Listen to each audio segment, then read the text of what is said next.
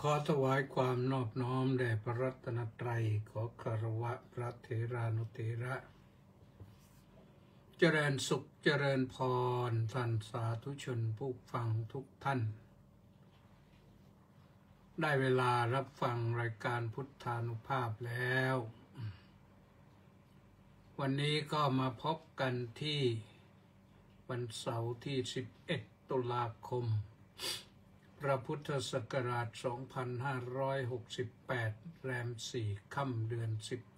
11ก็มีให้ฟังกัน30นาทีก็วันนี้ก็มีเฉพาะทาง Facebook ถ่ายทอดสดนี่มณีแสงจันทร์มาจากอินเดียมาแล้วท่านพระครูสุนทราโพสุนทรก็มาแล้วมัคโคนาก็มาแล้วมณีแสงจันทร์บอกว่าน้อมกราบนมัสการสาธุสาธุสาธุเจ้าค่ะมัคโคนาโมเมก็บอกว่าสาธุเจ้าค่ะแล้วก็ต้องขออนุโมทนาอีกนั่นหนึ่งก็คือเฉลิมและ FC อีก668คนออนไลน์ก็มาแล้วก็คงจะฟังต่อเนื่องมานะออนไลน์มาเนี่ยก็ต้องแจ้งข่าวกันก่อนว่าวันที่13นี่ใกล้เข้ามาแล้วนะวันที่13นี่เป็นวันนวมินทรมหาราชวันทำบุญอุทิศแด่บูรพาจารย์อดีตเจ้าอาวาสวัดราชาธิวาสวิหารทำพร้อมกันไม่พร้อมกันละทำแยกกันแต่ว่าทำอุทิศแด่บูรพานิตอุทิศแด่พระบาทสมเด็จพระเจ้าอยู่หัวก่อนเนื่องในวันนวมินทรมหาราชและทำบุญอุทิศแด่บุรพาจารย์ซึ่งตรงกับวันที่13ตุลาคมตรงกันเชิญชวนท่านสาธุชนทุกท่านแล้วก็ศิษยานุศิษย์อุบาสกอุบาสิกาวัดราชาธิวาสวิหารงานนี้เป็นงานประจำปีของวัดอย่างหนึ่งเชิญชวนไปร่วมกันตั้งแต่9 โมงเช้าไปทักษิณาอุทิศถวายก่อนแล้วก็10 โมงก็สวดพระพุทธมนต์อุทิศแด่บุรพาจารย์อดีตเจ้าอาวาส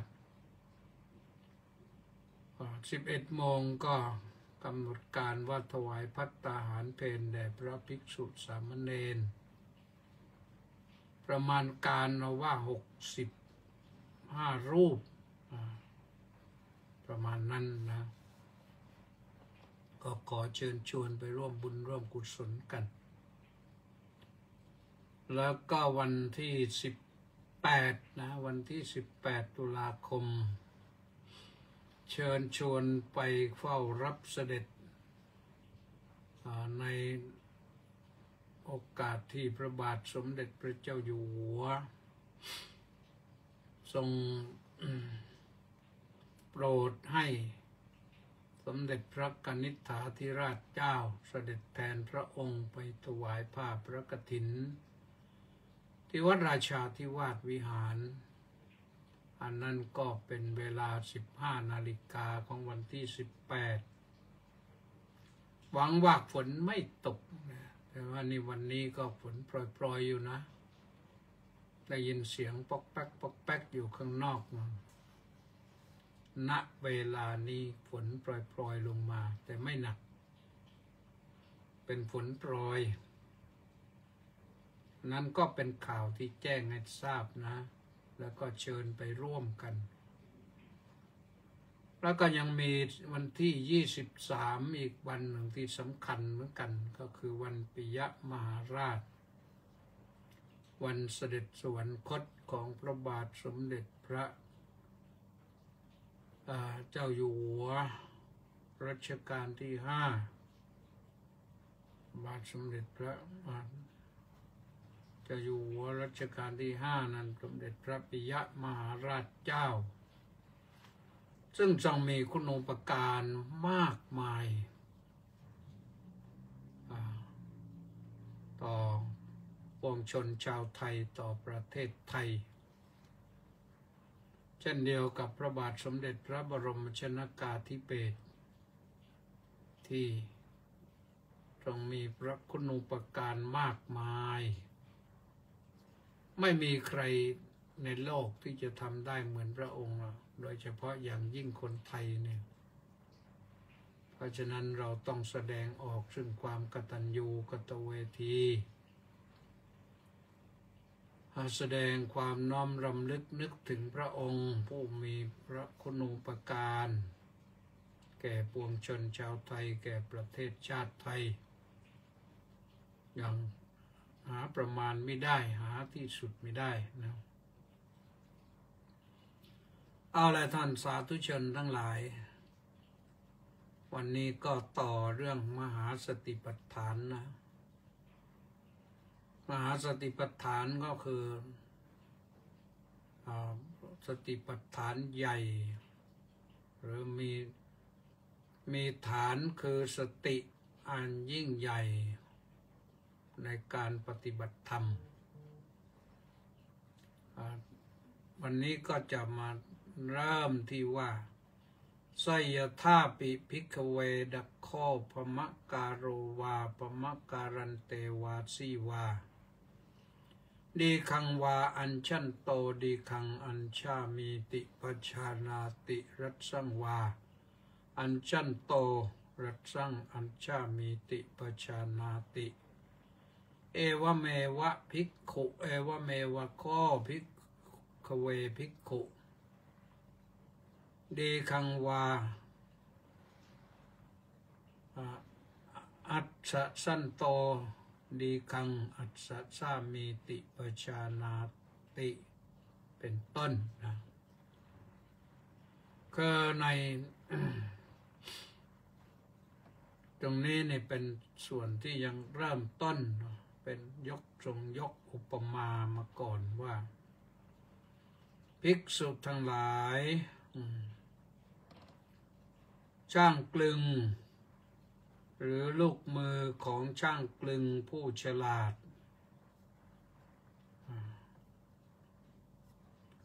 เมื่อชักเชือกกลึงยาวดีคังวาอัญชันโตนี่นะก็รู้ชัดว่าเราชักเชือกกลึงยาวรัตสังวาอัญชันโตรัตสังอัญชามีติปชานาติหรือเมื่อชักเชือกกลึงสั้นก็รู้ชัดว่าเราชักเชือกกลึงสั้น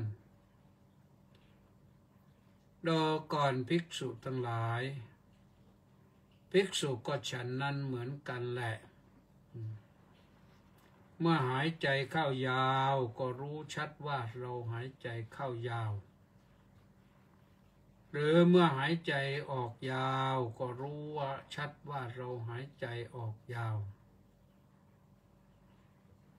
เมื่อหายใจเข้าสั้นก็รู้ชัดว่าเราหายใจเข้าสั้นหรือเมื่อหายใจออกสั้นก็รู้ชัดว่าเราหายใจออกสั้นย่อมสำเนียกคือตระหนักว่าเราจะเป็นผู้กำหนดรู้ตลอดกองลมหายใจทั้งปวงหายใจเข้าย่อมสำเนียกว่าหรือย่อมตระหนักว่าเราจะเป็นผู้กำหนดรู้ตลอดกองลมหายใจทั้งปวงหายใจออก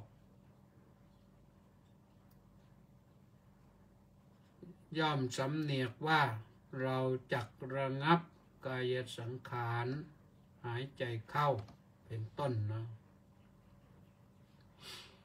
อันนี้หมายความว่ายังไงเอากันว่าเมื่อท่านผู้ฟังทำกายทำใจให้มีศีลกายสงบวาจาสงบดีแล้วก็ทำใจให้สงบไม่มีความวุ่นวายไม่มีความกระสับกระส่ายไม่มีความฟุ้งซ่านไม่มีความคิดไปโน่นไปนี่วางภาระวางงานไว้ชั่วขณะหนึ่งก่อนขณะที่เราจะเจริญสติปัฏฐานคือตั้งสติไว้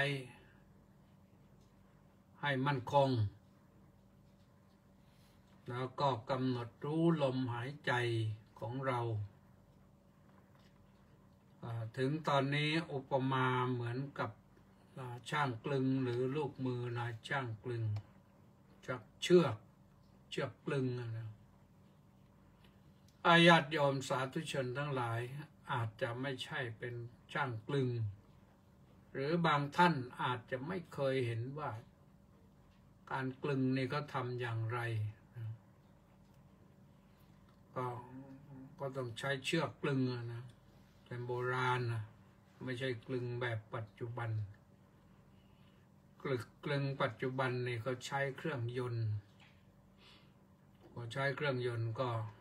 เบามือกว่าแล้วก็ทำได้เร็วกว่าแต่โบราณนี่ต้องใช้เชือกกลึงดึงไปดึงมาสมมติว่านั่งสองข้างดึงเชือกข้างหัวหัวเชือกท้ายเชือกดึงยาวสุดหรือว่าดึงสั้นๆก็ชึกชักชึกชักชึกชักชึกชักไปทำให้ไม้ที่ต้องการก็มีรูปมีร่างขึ้นมาเหมือนกับลูกกรงบันไดนะโยมทำให้มันกลมให้มันสวยให้มันมีระเบียบกลึงได้สวยงามแล้วได้ขนาดพอดีแล้วก็เอาไปติดที่ราวบันไดข้างล่างราวบันไดนั้นก็เรียกว่าลูกกรงนั้นติดราวข้างบนก็เป็นราวบันไดข้างล่างก็เป็นขั้นบันไดเอาไปวางไว้ตรงนั้นสวยงามดีแล้วก็ป้องกันอันตรายได้ด้วยแต่ว่าเวลากลึงไม้เนี่ยต้องใช้เชือกพันเข้า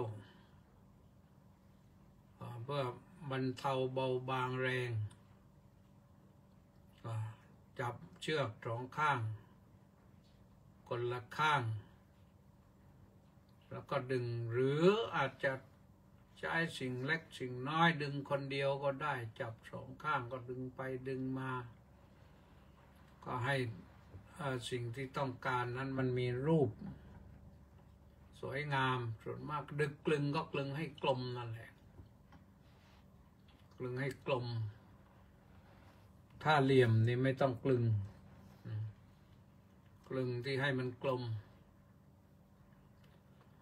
อันนั้นกลึงไม้แต่ว่าเรื่องการหายใจนี่ต้องอุปมาเพียงว่าให้ดึงลมหายใจเมื่อหายใจเข้าก็รู้ว่าหายใจเข้าเมื่อหายใจออกก็รู้ว่าหายใจออกแล้วรู้ว่ายาวหรือสั้นรู้กองลมเพราะเราหายใจนี่เรากระตุกลมเข้าไปกระตุกลมเข้าไปเลี้ยงร่างกายภายใน ส่งไปถึงปอดนั่นแหละแต่กว่าจะถึงปอดมันก็ไปเป็นคลื่นคนที่ไม่เคยกำหนดนั้นจะรู้ไม่ได้เลยคือไม่รู้เลยว่าเราหายใจนี่ลมเข้าไปยังไงออกมายังไงเนี่ยแต่สำหรับคนที่เคยฝึกหัดและจะรู้ที่รู้ได้เพราะจิตใจนี่ละเอียดขึ้นรับอารมณ์ได้ละเอียดขึ้นแล้วก็รู้กองลมที่หายใจเข้าไปเป็นคลื่นนั่นแหละตั้งแต่กระทบฝีปากนั่นแหละฝีปากด้านบนแล้วก็เป็นคลื่นเข้าไปที่โพรงจมูกอาจจะกระทบปลายจมูกด้วยถ้าคนจมูกยาวๆนี่ก็กระทบปลายจมูกและเข้าสู่โพรงจมูกเข้าสู่โพรงจมูกก็ไหลลื่นไปตามหลอดลมเข้าไปนอนแหละถึงปอดก็ใช้งานปอดของเราก็ใช้งานก็แผ่กระจายไปทั่วหน้าอกตัวท้องแล้วลมนั้นก็จะพัดไปไหลไปถึงอวัยวะทุกส่วนแม้ในศีรษะของเราก็ต้องการลมเหมือนกันนะต้องการลมพัดไปพัดมาที่เนื้อของเราทุกส่วนก็ต้องการลมพัดไปพัดมาบางครั้งบางทีเลือดซึ่งเป็นธาตุน้ำอาจจะไปสะดุดอยู่ตรงไหนสักจุดหนึ่งเล็กๆแล้วเลือดเป็นก้อนแข็งน้ำก็เข้าไปละลายเลือดนั้นให้เจือจางแต่น้ำจะไปได้ก็ต้องอาศัยลมขับเคลื่อนเนี่ยลมหายใจของเราเนี่ยมันเข้าที่จมูกแต่ไปทั่วสารพางไกไปถึงกระดูกสันหลังกระดูกมือกระดูกเท้ากระดูกต้นคอกระดูกแข้งกระดูกขากระดูกก็ต้องใช้ลมนะที่เราหายใจพัดเข้าไปเนี่ยพระพุทธเจ้าไม่ต้องประสงค์ให้พิจารณารู้ไปถึงนั้นแต่เรารู้ไว้พิจารณาให้พระพุทธองค์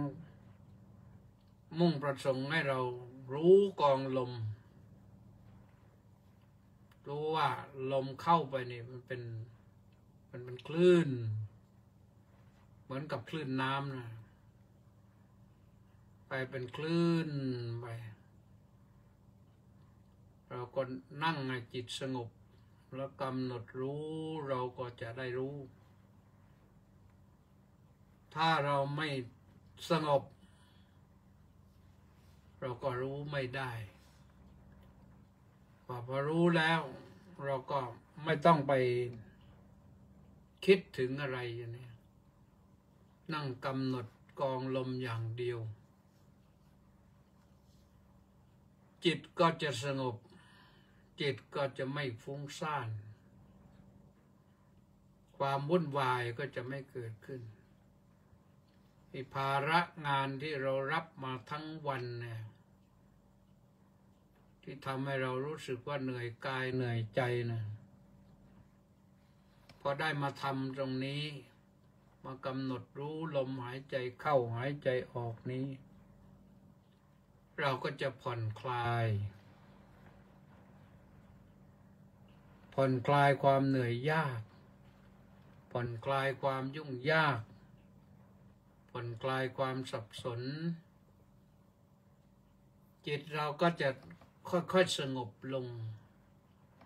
ราบคาบลงแล้วมาอยู่กับลมหายใจอย่างเดียว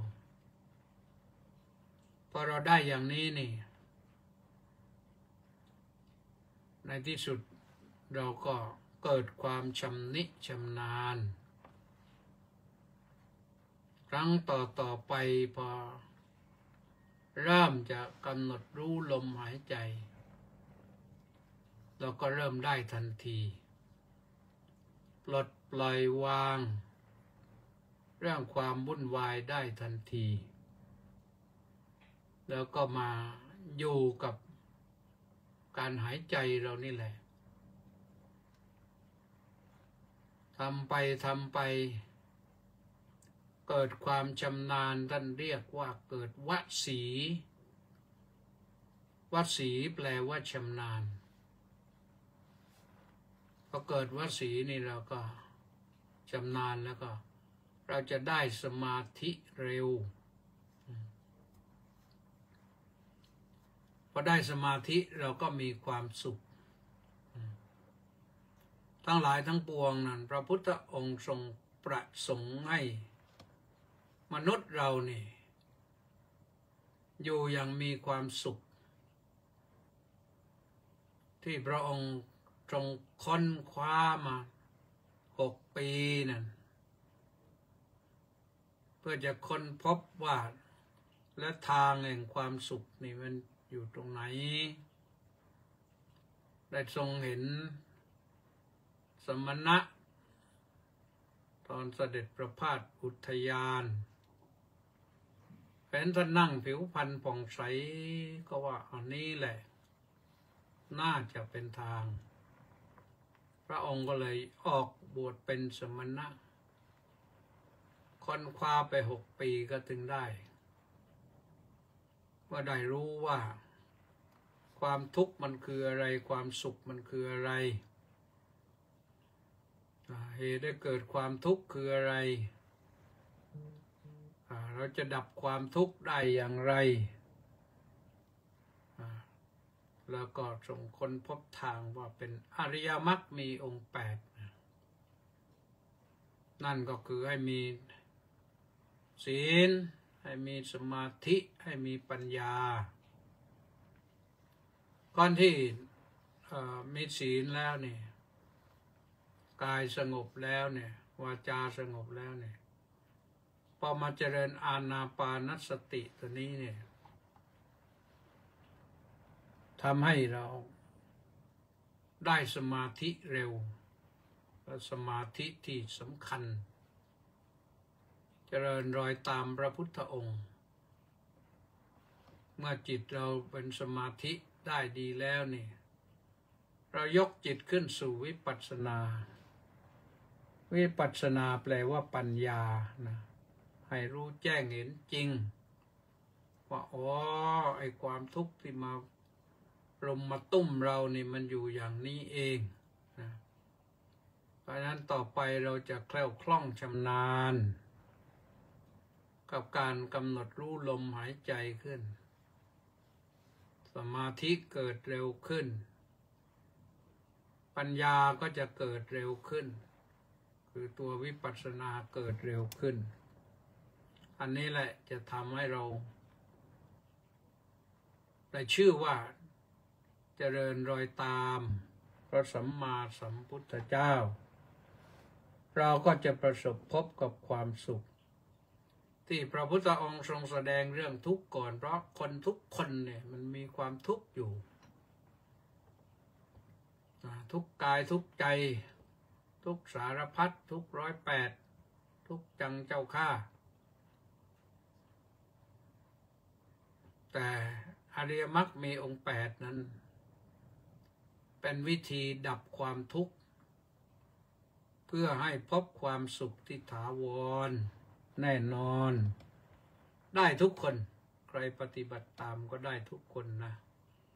เพราะฉะนั้นก็ขอฝากไว้ทำง่ายๆลงทุนไม่ยากไม่ต้องลงทุนมากไม่ต้องจับจ่ายใช้สอยเพียงแต่สละเวลาให้กับความสุขแก่ตัวเองเนี่ยดีแน่นอนนะ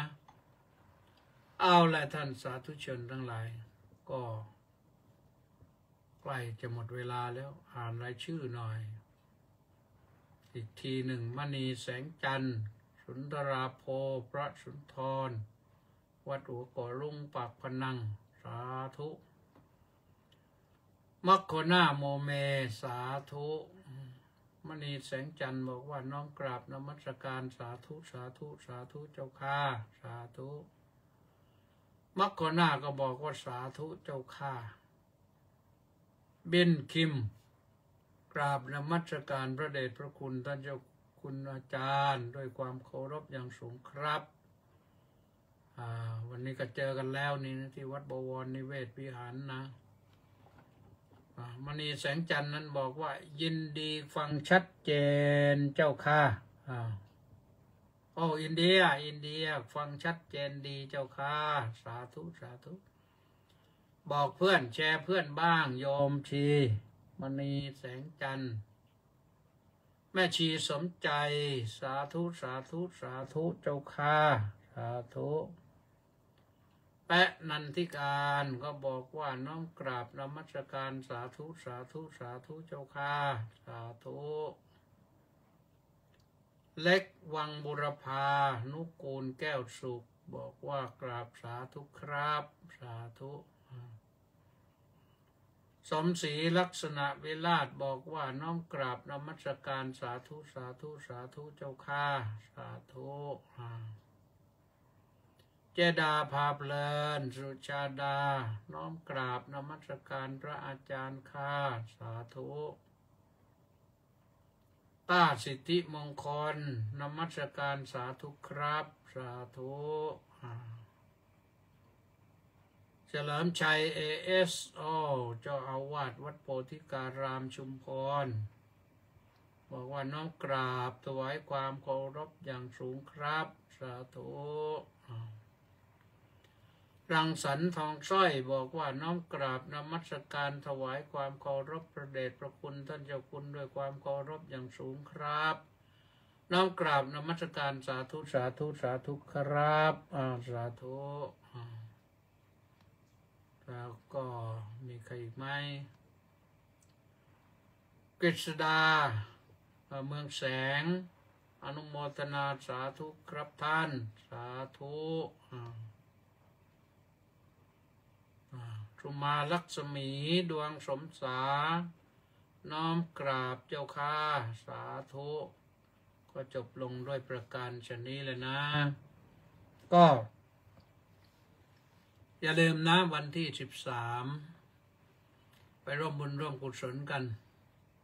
ทำบุญอุทิศแด่พระบาทสมเด็จพระบรมชนกาธิเบศรหรือทำบุญวันนวมินทรมหาราชและทำบุญอุทิศแด่บุรพาจารย์อดีตเจ้าอาวาสวัดราชาธิวาสวิหารทุกท่านสมเด็จพระพุทธโฆษาจารย์สมเด็จพระพุทธาจารย์เขียวพระเดชพระคุณพระธรรมวโรดมพระเดชพระคุณพระศาสนโสพลและพระเดชพระคุณพระสุธรรมาธิบดีเพิ่มอาภาคเถระอดีตเจ้าอาวาสนี่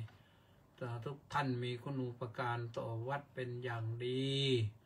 นำพาวัดมาได้อย่างมั่นคงเราลูกหลานก็ได้สืบทอดเจตนารมณ์แล้วก็ได้พึ่งพาอาศัยใบบุญของท่านนะก็สมควรแก่เวลานะขอยุติไว้แต่เพียงเท่านี้ขอความสุขความสวัสดีความเจริญในธรรมของพระสัมมาสัมพุทธเจ้าจงมีแด่ทุกท่านและพรุ่งนี้ก็มาฟังมหาสติปัฏฐานกันต่อนะสวัสดี